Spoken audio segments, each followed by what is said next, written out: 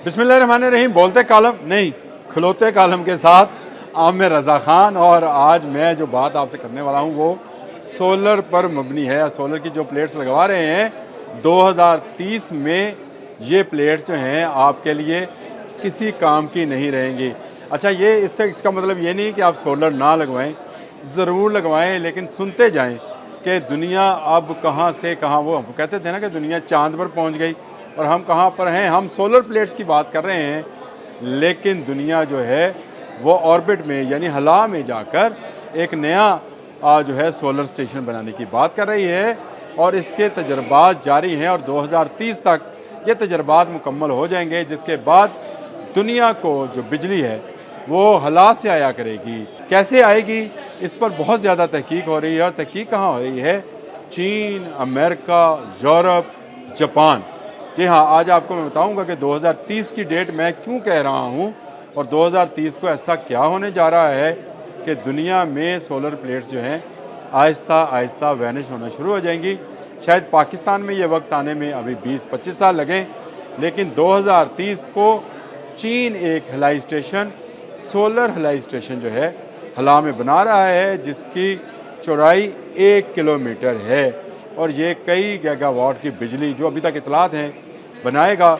और ये बिजली जो है वो माइक्रोवेव के ज़रिए जो है ज़मीन तक पहुंचाएगा, और इसके तजर्बात जो हैं शुरू हो चुके हैं। इस प्रोजेक्ट का नाम उन्होंने अपने उसके हवाले से तो जोहरी प्रोजेक्ट रखा है, जिसका मतलब उनका सूरज है। योरी उनके ख्याल से या उनकी ज़ुबान में सूरज को कहते हैं। शाही एक जगह है, सूबा है चीन का, जहाँ पर पहला इब्तदाई स्टेशन बना दिया गया है, जो कि इन माइक्रोवेव्स को रिसीव करेगा और उसके बाद उसकी डिस्ट्रीब्यूशन की जाएगी। ये बिल्कुल ऐसे ही है जैसे हम डैम पर बिजली बनाते हैं और उसके बाद उसकी ट्रांसमिशन लाइन्स के ज़रिए उसको मुख्तलिफ़ जगहों पर ट्रांसमिट करते हैं। ये माइक्रोवेव के साथ हला से आएंगी, और हला के बाद ये बिजली जो है यहाँ की डिस्ट्रीब्यूटर के ज़रिए डिस्ट्रीब्यूट की जा सकेगी, और इसके लिए मुख्तलिफ़ स्टेशन बनाए जाएंगे। माहिरीन का ख्याल है कि अगर दुनिया में सिर्फ 12 खलाई स्टेशन इस नौइयत के बना दिए जाएं, तो पूरी दुनिया की तवानाई के मसाइल हल हो जाएंगे। यानी पेट्रोल की छुट्टी हो जाएगी, पानी से बिजली बनाने वाला काम जो है डैम वाला वो ख़त्म हो जाएगा, फर्नेस ऑयल से बिजली बनाने वाला काम ख़त्म हो जाएगा, और दुनिया को हला से बिजली बनकर आए करेगी। चीन का ये SSPS है, स्पेस सोलर स्टेशन प्रोग्राम, जिसके तहत ये काम किया जा रहा है। मैंने सूबे का नाम बताया, शानशाई सूबा है, और उसमें ज़मीनी रिसीवर जो है उसको बना लिया गया है, और 2028 में जो हला का स्टेशन है उसकी तमीर शुरू होगी, जो अगले 2 साल में मुकम्मल होगी। 2030 में 1 मेगावाट बिजली जो है वो पहुंचाई जाएगी, लेकिन इसको बतदरीज बढ़ाया जाएगा। ये जो अब हम कहते हैं कि सोलर में बादल आ गया, आज बारिश हो गई, यूनिट्स नहीं बने, यहाँ पे आलूदगी है, धूल है, सोलर प्लेट्स को धोएं। हला में मौजूद इन स्टेशंस को किसी किस्म की कोई रुकावट नहीं दरपेश नहीं आएगी, और ये इनको बहुत तेज़ रोशनी मिलेगी।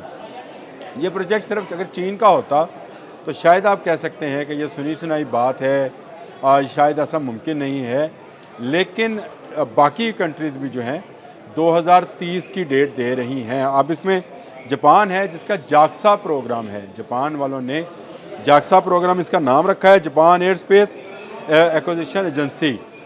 ये जो है ये 2030 में एक बड़ा सोलर प्लांट जो कि 1 मेगावाट बिजली का है ये हला में भेजेगा। अगेन 2030 की डेट आ गई। इसके बाद आप आ जाए नासा की जाने, जो कि अमेरिकन स्पेस प्रोग्राम है। नासा सबको पता है, उनकी एजेंसी है। उसने solar power project, space solar power project शुरू कर रखा है। ये लेज़र और माइक्रोवेव दोनों तरीक़ों से हला से बिजली जो है ज़मीन तक पहुंचाना चाहते हैं। और आपको याद होगा एलन मस्क ने आज से कुछ अर्सा पहले ये कहा था कि बिजली अब ज़मीन पर नहीं हला में बनेगी, और हला से ज़मीन पर मुंतकिल की जाएगी, जिससे तवानाई का ना सिर्फ बहरान ख़त्म होगा बल्कि फ़ज़ा भी साफ़ हो जाएगी। जो आज ग्लोबल वार्मिंग की बातें हो रही हैं, इनमें भी नुमाया कमी आएगी।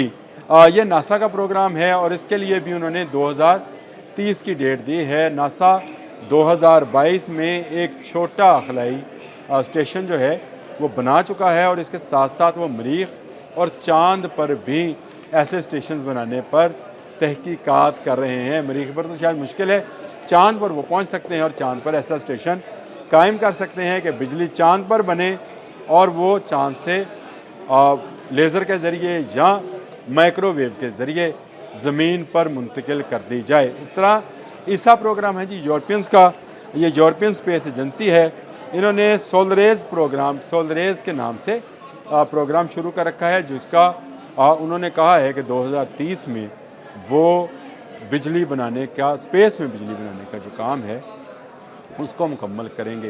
अच्छा, मुझे अब ये बताएं कि जो हम लोग सोलर्स लगवा रहे हैं वो किस काम के हैं। मैंने शुरू में कहा था कि आप अभी फ़िक्रमंद ना हो, आप अभी सोलर लगवाए रखें, क्योंकि यहाँ तक ये बिजली आते आते काफ़ी अरसा लगेगा। पाकिस्तान में ये टेक्नोलॉजी कब आएगी, पाकिस्तान में ये बिजली जो है कौन फराहम करेगा। लेकिन अगर जो माहिरीन ये बात कर रहे हैं कि सिर्फ 12 स्टेशन चाइना की तर्ज पर जो 1 किलोमीटर उतर के हों हला में भेज दिए जाएं, तो पूरी दुनिया का बिजली का सिस्टम जो है उसको कंट्रोल किया जा सकता है। ये इसलिए भी ख़तरनाक है, माहिरीन का कहना है कि जो माइक्रोवेव हैं उनको जो रिसीवर सेंटर्स हैं, अगर उनका वो रास्ता भटक गए, जो वेव्स आ रही हैं, तो फिर क्या तबाही हो सकती है। अभी इस पर सर्च जारी है, लेकिन हला से ज़मीन पर बिजली भेजने के इब्तदाई तमाम तजर्बात जो हैं अब तक कामयाब हैं और रिसीविंग सेंटर्स पर उनको रिसीव किया गया है। ये भी कहा जा रहा है, मुख्तलिफ मैं सर्च जब इस पर कर रहा था तो पता चला कि इसको फ़ौजी नवीयत के ऑपरेशंस के लिए भी इस्तेमाल किया जा सकता है, यानी किसी पर कहीं से भी बिजली गिराई जा सकती है। तो क्या ऐसा मुमकिन है, इसका भी बड़ा गौर करने की ज़रूरत है। लेकिन जो माइक्रोवेव्स हैं उनका रिसीविंग एंड जब तक नहीं होता वह तब तक वो वहाँ तक नहीं पहुँचती हैं जहाँ तक उनको पहुँचाना मकसूद हो। तो सोलर के हवाले से एक बड़ी अहम पेशरफ्त होने जा रही है। हला में सोलर प्लेटें लगेंगी, वहाँ पर बिजली बनेगी, ज़मीन पर मुंतकिल की जाएंगी। लेकिन हमारी छत पर जो सोलर प्लेटें लगी हैं वो किस काम आएंगी, मैं भी सोचता हूँ, आप भी सोचें। तब तक चाइना, जापान, यूरोप और अमेरिका को हला में सोलर स्टेशंस बनाने का काम हम सौंपते हैं। वो काम करें, हम आराम करेंगे, क्योंकि काम हमने करना नहीं है। अब तक के लिए इतना ही। अल्लाह हाफ़िज़।